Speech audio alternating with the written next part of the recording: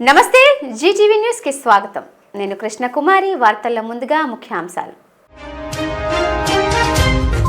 CII సదస్సులో రెండవ రోజు కూడా కొనసాగిన పెట్టుబడుల పర్వం. దిగ్గజ సంస్థలతో ఒప్పందాలు చేసుకున్న ఏపీ ప్రభుత్వం.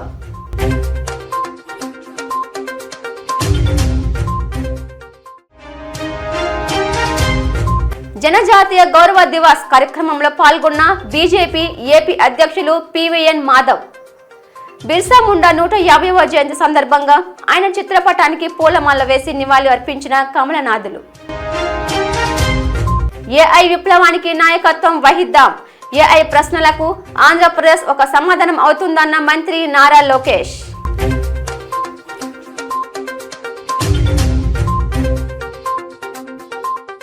రెండవ రోజు విశాఖలో జరుగుతున్న సిఐఐ సదస్సులో ముఖ్యమంత్రి చంద్రబాబు నాయుడు శ్రీ సిటీలో 5 యూనిట్లను వర్చువల్ గా ప్రారంభించారు. ముఖ్యమంత్రి చంద్రబాబు సమక్షంలో శ్రీ సిటీలో ఏర్పాటు చేయబోయే 12 ప్రాజెక్టుల ఏర్పాటుకు వివిధ కంపెనీలతో ప్రభుత్వం ఒప్పందం చేసుకుంది. 2320 కోట్ల రూపాయల పెట్టుబడులతో శ్రీ సిటీలో ఇంజనీరింగ్, ఫుడ్ ప్రాసెసింగ్, ఫార్మా ఉత్పత్తుల ప్రాజెక్టుల ఏర్పాటుకు ఎంఓయూలు జరిగాయి. ఈ పెట్టుబడుల ద్వారా 12,365 మందికి ఉద్యోగ అవకాశాలు లభించే అవకాశం ఉందని ప్రతినిధులు తెలిపారు. శ్రీ సిటీలో ఎంఓయూలు మార్చుకున్న కార్యక్రమానికి పరిశ్రమల శాఖ మంత్రి TG Bharat, Sri city MD Ravi Sannareddy, CS K విజయానంద్లు హాజరయ్యారు. భారతదేశంలో అత్యుత్తమ పారిశ్రామిక టౌన్షిప్ శ్రీ సిటీ అని ముఖ్యమంత్రి వ్యాఖ్యానించారు. శ్రీ సిటీ నుంచే డైకెన్, ఇసుజా, క్యాడ్బరీ లాంటి ప్రముఖ సంస్థలు తమ ఉత్పత్తులను ప్రపంచానికి అందిస్తున్నాయని సీఎం పేర్కొన్నారు. వివిధ దేశాలకు చెందిన పరిశ్రమలు ఈ శ్రీ సిటీ పారిశ్రామిక టౌన్షిప్ కు రావాలని ఆకాంక్షించారు.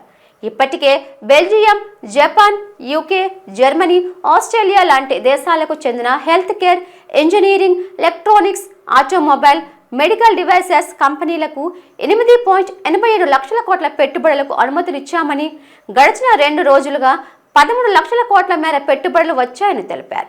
మొత్తంగా గడిచిన 18 నెలల్లోనే 22 లక్షల కోట్ల పెట్టుబడులు రాష్ట్రానికి వచ్చాయని వెల్లడించారు.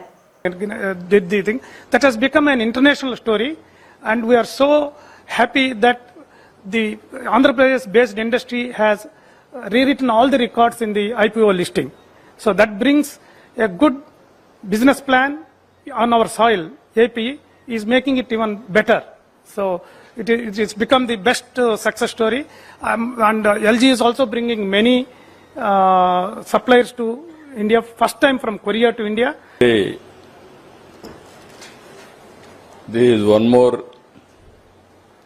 best case study. This is Sri City. Now I can rate it the best in the country. Anybody want to talk about industrial township? Sri City is the best example as on today. That is how over a period of 2 decades they developed this city. Today if you see here,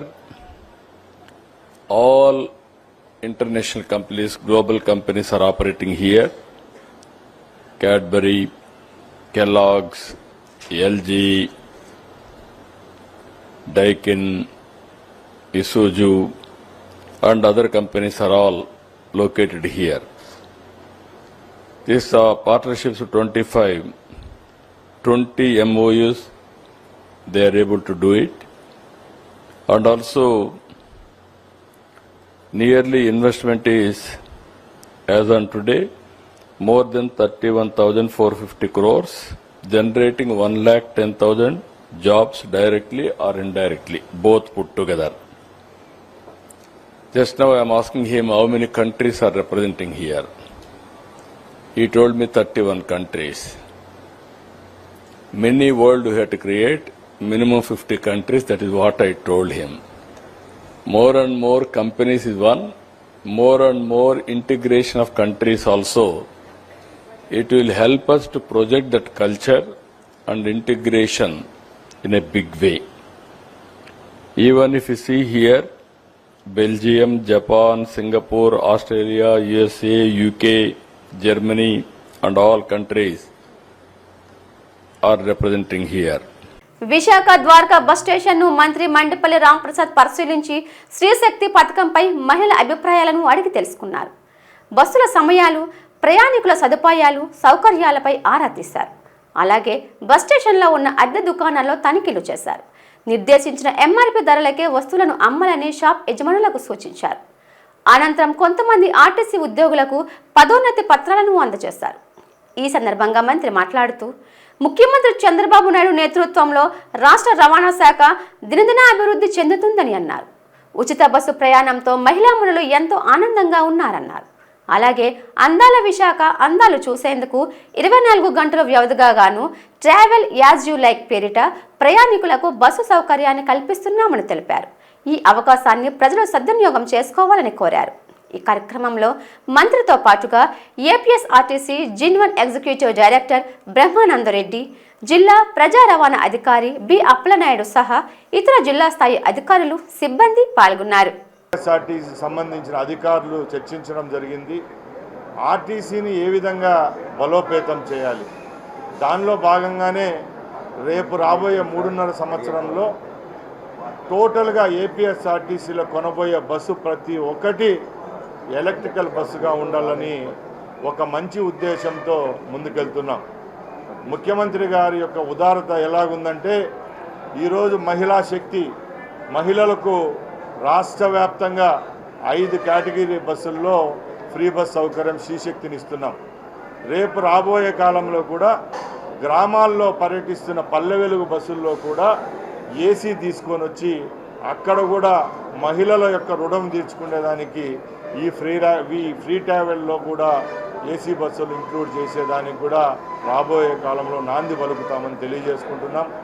అలాగే ఎక్కడ APSRTC bus స్టాండ్లు అనుకోండి, bus stops అనుకోండి, అలాగే ఏపీఎస్ఆర్టీసీకి సంబంధించిన బస్సుల్లో ఎక్కడ రాజీ పడడం లేదు. ఫిట్మెంట్ విషయాల్లో, యాక్సిడెంట్ ఫ్రీ విషయాల్లో ఎక్కడా రాజీ లేని ప్రయత్నం ఏపీఎస్ఆర్టీసీ యాజమాన్యం సిబ్బంది చర్యలు తీసుకుంటా ఉంది.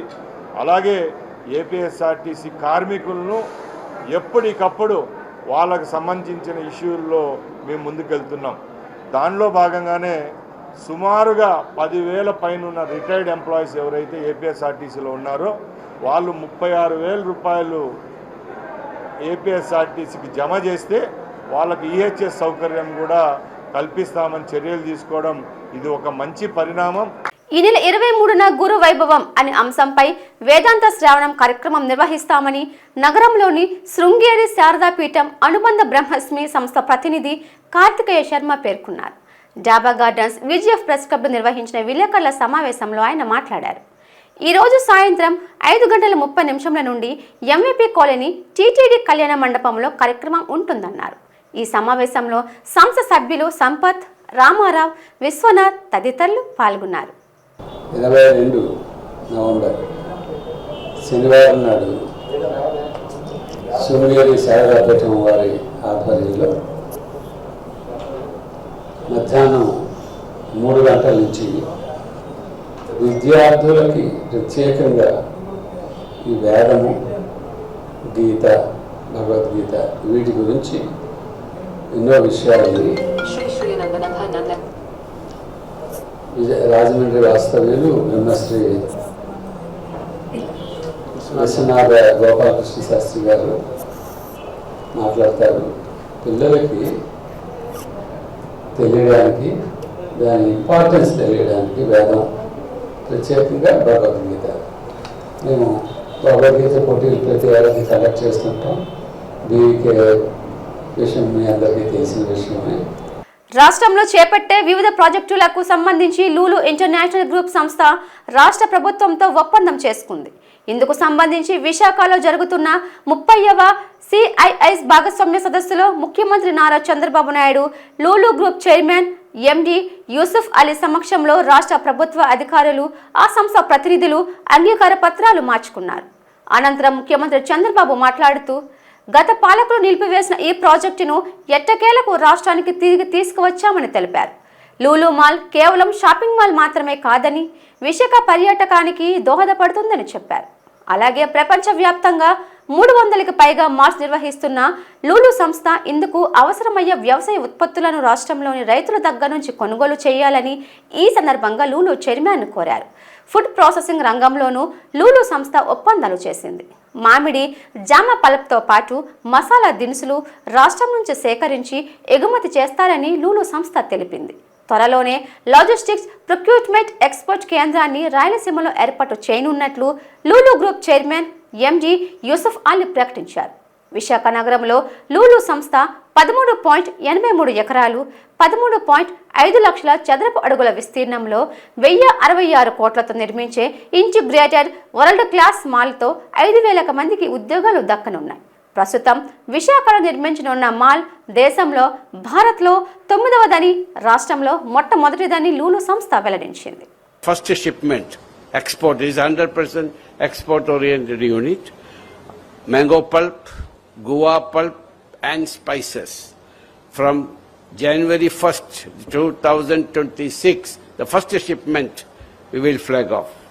So thank you very much for the support of the government and my Chief Minister, our Chief Minister Chandrababu Naidu ji.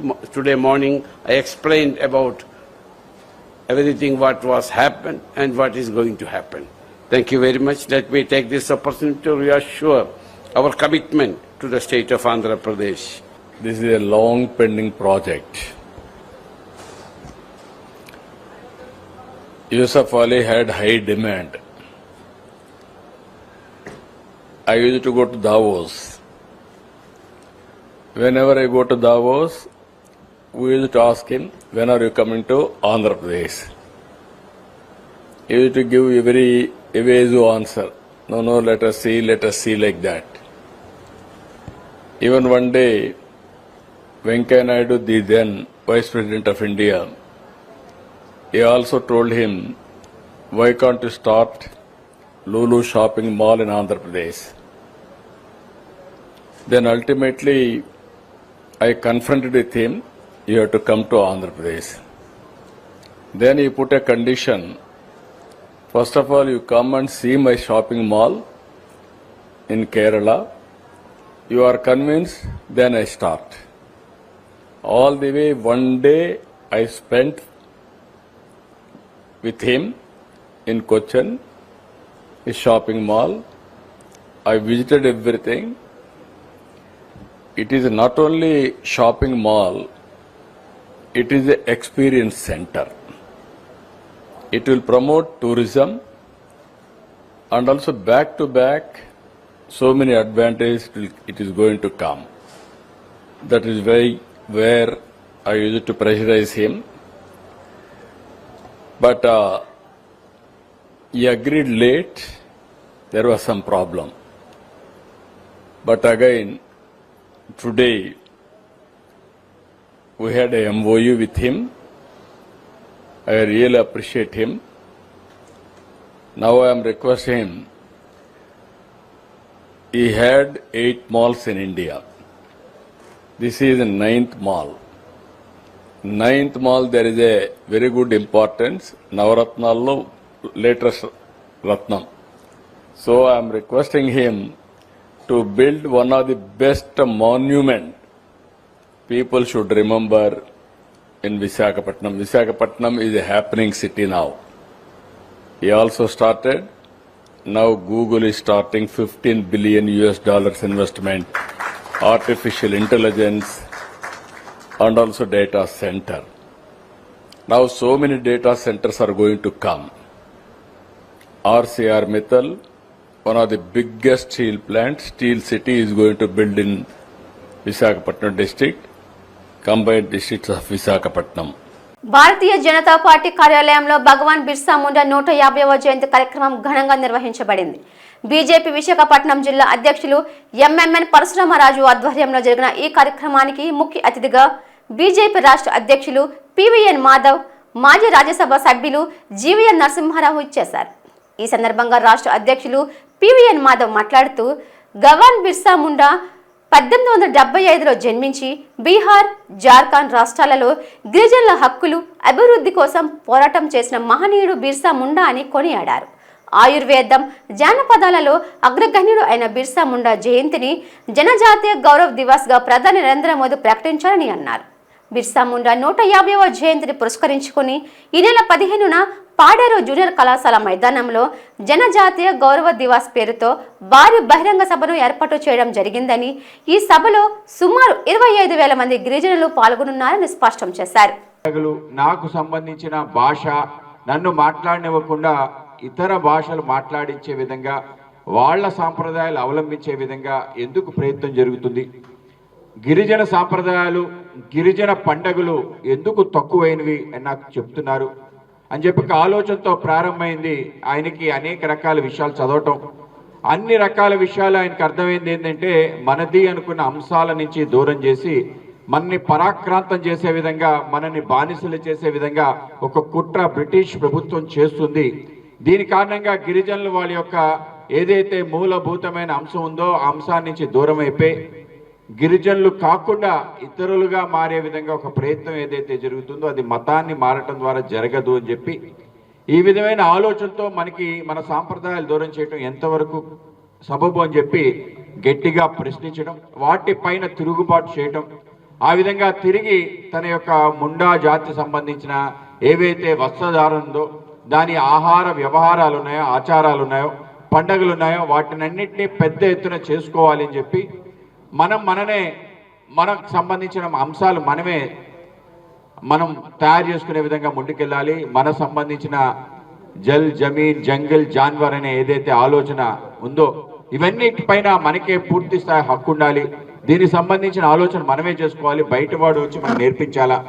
మనమే గొప్ప నాగరికత సంబంధించిన అంశాలు మన నుంచే నాగరికత వెళ్ళి ఈ సమాజంలో అందరికీ అది ప్రజ్వరిల్లింది కనుక ఆ విధమైన ఆలోచన మాకు ఉండాలి. కనుక మా హక్కులు ఏవైతున్నాయో వాటిని సాధించడం కోసం ఆయన పెద్ద ఎత్తున పోరాటం చేయటం, ఆయనే స్వయంగా భగవానుడు అని చెప్పి అందరూ కూడా ఆయన కీర్తించే తీరు, ఆయన పైన పిడుగు పట్టడం, ఆ పిడుగు పడినా కూడా ఏమీ కాకుండా నిలబడటం, అందరూ కూడా ఆయన భగవాన్ కాబట్టి ఆ విధంగా జరిగిందని అభిప్రాయం కలగటం. ఆయన నేను భగవాన్ని కాదు కానీ భగవంతుడు మనందరిలో ఉన్నాడు, నీలో నాలో అందరిలో భగవంతుడు ఉన్నాడు, కానీ మనం ఏదైనా అనుకుంటే సాధించగలిగే శక్తి మనందరిలో ఉంటుంది అని చెప్పి ఆ విధంగా ఆయన పోరాటం చేయటం, అలాగే సాంప్రదాయాలు ఏవెత్తున్నా వాటిని కాపాడాలని చెప్పి పెద్ద ఎత్తున ఆయన ముందుకు తీసుకెళ్ళిన తీరు, ఆ విధంగా అల్ ఉత్సవ్ అనే ఒక పెద్ద ఉద్యమాన్ని తీసుకొస్తే ఆ ఉద్యమాన్ని పేరు మీదట ఏదైతే మన హక్కు అలాగే మన సాంప్రదాయాలు అని చెప్పి ఆ యొక్క ఉద్యమానికి అనేక మంది ఆకర్షితులు అవటం,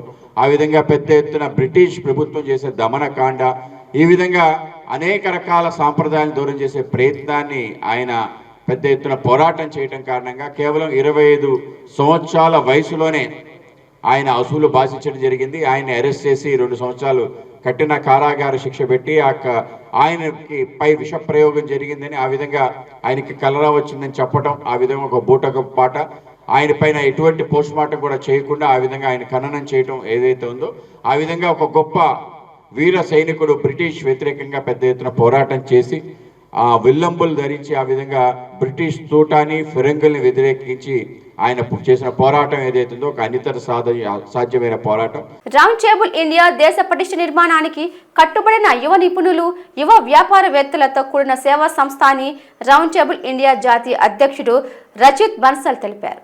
నగరంలో ఒక ప్రైవేట్ హోటల్లో నిర్వహించిన మీడియా సమావేశంలో ఆయన మాట్లాడుతూ 1962లో ప్రారంభించిన రౌండ్ టేబుల్ సంస్థ విద్య, ఆరోగ్యం, సమాజ అభివృద్ధిలో భాగమైన సంస్థ అని, తమ నమూనా ప్రత్యేకమైనదని, డిజైన్ నుండి డెలివరీ వరకు భాగస్వామ్యులతో కలిసి క్షేత్రస్థాయిలో నిజమైన అవసరాలను తీర్చేలా చూస్తామన్నారు. రౌండ్ టేబుల్ ఇండియా దేశంలోని ప్రముఖ రాజకీయేతర, మతేతర, లాభాపేక్ష లేని సంస్థలలో ఒకటిగా పేరొందిందని, దేశవ్యాప్తంగా తాము చేస్తున్న సామాజిక సేవా కార్యకలాపాలను ఆయన వివరించారు. సంస్థ సేవా రంగాలలో ఆర్టీఐ ద్వారా జరుగుతున్న ప్రధాన కార్యక్రమాలు వివరించారు. పేద పిల్లలకు తరగతి గదులు, మౌలిక సదుపాయాలు కల్పించడమే తమ లక్ష్యమని అన్నారు. రౌండ్ టేబుల్ ఇండియా అనేక దశాబ్దాలుగా సామాజిక ప్రభావ కార్యక్రమాలలో ముందంజలో ఉందని తెలిపారు. ఈ సమావేశంలో round table India area 9 chairman Kaushik Ekkala, సభ్యులు రోహిత్ బజాజ్, సీతారామరాజు దంతులూరి, అబిక్ హిరావత్, వికాస్ భారతి, భువన్ గొట్టిపాటి, అరవింద్ గొల్లు, రవితేజ, లఖన్ ఇద్నానీలు పాల్గొన్నారు. To form an organization age group below 40 years ఉన్న వాళ్ళే దీంట్లో సభ్యుల కింద ఉంటారండి. మేము ఏంటంటే the idea of this organization ఏంటంటే మేము సంపాదించే ప్రతి రూపాయిలో ఒక 10 పైసలు వాటా సర్వీస్ అనే దృక్పథంతో ఈ ఆర్గనైజేషన్ మెంబర్స్ కింద మేము జాయిన్ అవుతాము. జాయిన్ అయ్యి మేము వివిధ రకాల కమ్యూనిటీ సర్వీస్ యాక్టివిటీస్, సమాజానికి సంబంధించిన వివిధ రకాల సహాయం చేస్తూ ఉంటామండి. ఇంత ముందర మా ప్రెసిడెంట్ గారు చెప్పినట్టు మేము ఫ్రీడమ్ త్రూ ఎడ్యుకేషన్, స్కూల్స్ సంబంధించిన ఇన్ఫ్రాస్ట్రక్చర్, క్లాస్ రూమ్స్ కట్టడం, గర్ల్స్ చిల్డ్రన్ సంబంధించిన టాయిలెట్ బ్లాక్స్ కట్టడం ఇలాంటివన్నీ చేస్తూ ఉంటాం. అలాగే హెల్త్ కేర్ సిస్టమ్ చేస్తూ ఉంటాం. అయితే ఎవ్రీ ఇయర్ మా రౌండ్ టేబుల్ ఇండియా సంస్థ మా ప్రెసిడెంట్ చెప్పినట్టు 65 ఇయర్స్ అయిందండి మన ఇండియాలోకి వచ్చి. అయితే November 14న round table India foundation day అంటాము. దాన్ని సెలబ్రేట్ చేస్తూ ఒక వారాంతరం మేము వివిధ రకాల యాక్టివిటీస్ మొత్తం దేశం మొత్తం చేస్తూ ఉంటాము. అలా అది ప్రతి సంవత్సరం November 2nd వీక్లో అవుతూ ఉంటుంది. ఈ వారం రోజుల్లో ఒక రోజు గో గ్రీన్ మొక్కలకు సంబంధించినది, ఇంకో రోజు బ్లడ్ డొనేషన్ క్యాంపు, ఇంకో రోజు సారే Zameen. For example November 14th ఇవాళ మా ఫౌండేషన్ డే, అలాగే చిల్డ్రన్స్ డే. దీంట్లో పిల్లలకి స్పెషల్లీ ప్రివిలేజ్డ్ కిడ్స్కి డ్రాయింగ్ కాంపిటీషన్స్ వివిధ రకాల కండక్ట్ చేయడం. అలాగే మేము Cinepolis, let's go Cinepolis అని చెప్పి ప్రతి సంవత్సరం పిల్లల్ని మల్టీప్లెక్స్కి, ఇంతవరకు ఎప్పుడు ఎక్స్పీరియన్స్ కాని వాళ్ళని మల్టీప్లెక్స్కి తీసుకెళ్ళి వాళ్ళకి ఒక ఆ ఎక్స్పీరియన్స్ని క్రియేట్ చేస్తూ ఉంటాము. అలాగే నిన్న లెట్స్ గో సినీ పోలీస్ ఈవెంట్లో 13,500 పిల్లల్ని మేము ఫ్రీగా మూవీ చూపించి వాళ్ళకి సమాజం ఒక మెసేజ్ని తీసుకెళ్ళగలిగాము. అట్లాగా ఈ వారాంతరం మేము వివిధ రకాల యాక్టివిటీస్ మా ఆర్గనైజేషన్ ద్వారా చేస్తూ మా మెంబర్స్ అందరూ మన వైజాగ్లో 150 వరకు మెంబర్స్ ఉన్నామండి. అలాగా ఆంధ్ర, తెలంగాణ కలిపి 410 పైన మెంబర్స్ ఉన్నాము. సో మొత్తం ఆంధ్ర, తెలంగాణలో 5 వివిధ రకాల సిటీల్లో మా ప్రెజెన్స్ ఉంటుందండి. సో ఇలాగ సమాజానికి మా అంతతో యంగ్ 40 సంవత్సరాల వయసులోపు ఉన్న వాళ్ళతో మాకు తగ్గిన సహాయం మేము చేస్తూ ఈ ఆర్గనైజేషన్ కార్యక్రమాలు నడుపుతూ ఉంటాం. Roundtable India has 2 long-term initiatives. One is Freedom Through Education, which is related to the classroom infrastructure creation across the country in government schools and charitable trusts and schools, where the number of children studying in the school are way more than the number of classroom infrastructure that are there in the school.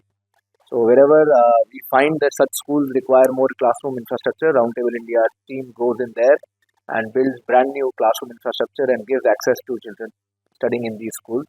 I am proud to share on behalf of all the members over here that Roundtable has constructed more than 10,040 classrooms across the country till date in over 3,900 odd projects across the country, and we have positively impacted over 11 million children through our program Freedom Through Education.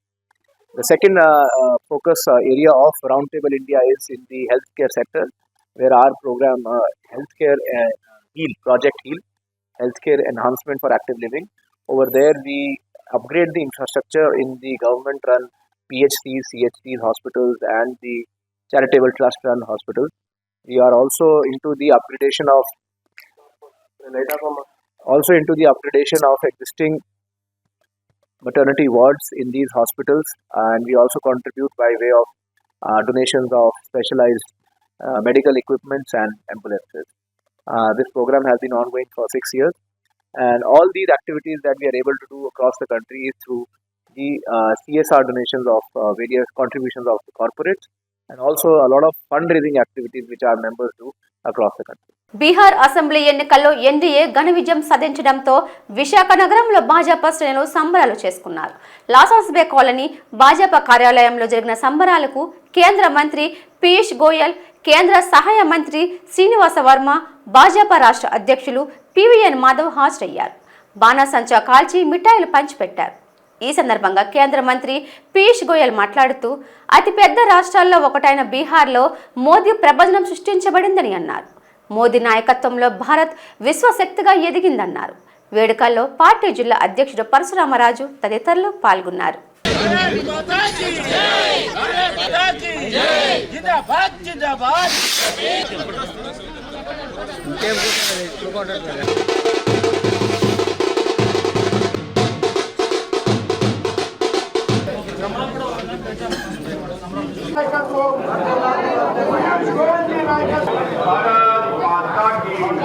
The people of Bihar have given to the National Democratic Alliance led by Prime Minister Shri Narendra Modi.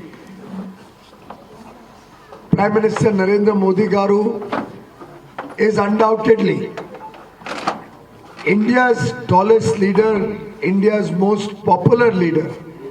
But today, the world is seeing in Modi Garu a leader who stands for good governance, a leader who is developing India to become the world's third largest economy, a leader who has made every Indian proud, a leader who has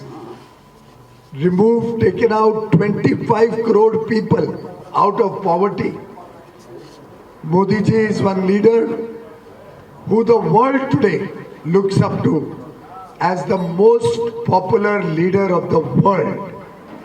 Under his leadership, the National Democratic Alliance has swept the Bihar polls with 208 out of 243 seats. Artificial intelligence విప్లవం మనల్ని నడిపించకూడదని, మనమే artificial intelligence విప్లవానికి నాయకత్వం వహిద్దామని మంత్రి నారా లోకేష్ పిలుపునిచ్చారు. CII భాగస్వామ్య సదస్సు 2025 రెండవ రోజు ఉదయం ఏఐ మరియు ఉద్యోగాల భవిష్యత్తు అంతరాయాలను అవకాశంగా మార్చడం అంశంపై మంత్రి నారా లోకేష్ కీలకోపన్యాసం చేశారు. ఏఐ విప్లవంలో భాగస్వామ్యం అయ్యేందుకు 3 విధాలుగా సన్నద్ధమవుదామని అన్నారు. రీస్కిల్లింగ్, రీడిఫైనింగ్, రీఇమాజినింగ్ ఫార్ములాను ప్రతిపాదించారు. రీస్కిల్లింగ్లో భాగంగా ఏఐ సాంకేతికతతో ప్రస్తుతం అన్ని రంగాల్లో ఉన్న నిపుణుల నైపుణ్యాలను మెరుగుపరచాలన్నారు. అందులో భాగంగా ఆంధ్రప్రదేశ్ ప్రభుత్వం నైపుణ్యం అనే ప్లాట్ఫామ్ను తయారు చేసిందన్నారు. రీడిఫైనింగ్లో భాగంగా ఆర్టిఫిషియల్ ఇంటెలిజెన్స్, మానవ మేధస్సు సహకారంతో ఉత్పత్తి రంగంలో మార్పులు తీసుకురావాలన్నారు. రీఇమాజినింగ్లో అసమానతలను సాంప్రదాయ కోణంలో కాకుండా ఏఐ కోణంలోంచి చూడాలన్నారు. మనుషుల అసమానతలకు ఏఐ కారణం కాకూడదని, అసమానతలు తొలగించే ఒక వారధి కావాలన్నారు. ఈ కార్యక్రమంలో భాగంగా AI is India ready for agentic AI అనే నివేదికను ఆవిష్కరించారు. అనంతరం రానున్న 5 ఏళ్లలో 30,000 మంది యువతకు నైపుణ్యాలను పెంపొందించే లక్ష్యంతో భారత్ బయోటెక్ ఇంటర్నేషనల్, సిఐఐల భాగస్వామ్యంతో విజయవాడలో మోడల్ కెరీర్ సెంటర్ ఏర్పాటుపై ఎంఓయూకు అంగీకారం తెలిపారు. It's very clear that by 2025, 97 million new roles are expected to emerge globally.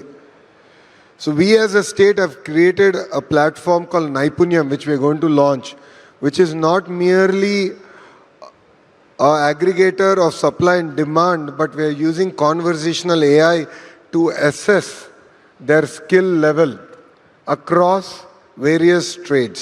So it could be a carpenter, an air conditioning mechanic, or even a lift mechanic, all the way to an AI engineer, and to look at how we can use online and offline courses to ensure they are reskilled and they are up to date and they are able to adapt to the changes that are happening across board. The second is the redefining productivity and human-machine collaboration. You know, honestly, AI is not a replacement to our creative thinking. So the other day I was in a university and we were talking about higher ed reforms. And the Vice Chancellor there was telling me that almost all the letters, permissions that the students give for availing medical or whatever leaves, they were saying that everything is out of a chat GPT this day and age. So my concern is our creative thinking cannot be outsourced to AI. So it's very, very important to look at the fine line in the way we're going to redefine productivity and human interaction. And the third vertical, as I said, is reimagine and reimagine inclusion. One challenge that I've seen every industrial revolution bring about is the divide between the haves and have-nots. And I'm genuinely concerned, and the Honorable Prime Minister of India, Shri Narendra Modi ji, has also raised this point multiple times, where the divide with AI should not grow. In fact, it should be a bridge and not a barrier for economic progress. So as a government, we are really excited on how we can use this AI revolution to bridge the gap between urban and rural and ensure that the underserved are really skilled. And AI enables us to build an amazing platform to do that. వార్తలు ముగించే ముందు ముఖ్యాంశాలు మరోసారి. CII సదస్సులో రెండవ రోజు కూడా కొనసాగిన పెట్టుబడుల పర్వం. దిగ్గజ సంస్థలతో ఒప్పందాలు చేసుకున్న ఏపీ ప్రభుత్వం.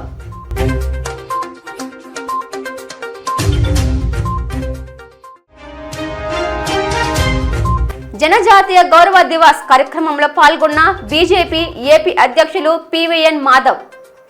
బిర్సా ముండా 150వ జయంతి సందర్భంగా ఆయన చిత్రపటానికి పూలమాల వేసి నివాళులు అర్పించిన కమలనాథులు. ఏఐ విప్లవానికి నాయకత్వం వహిద్దాం. ఏఐ ప్రశ్నలకు ఆంధ్రప్రదేశ్ ఒక సమాధానం అవుతుందన్న మంత్రి నారా లోకేష్.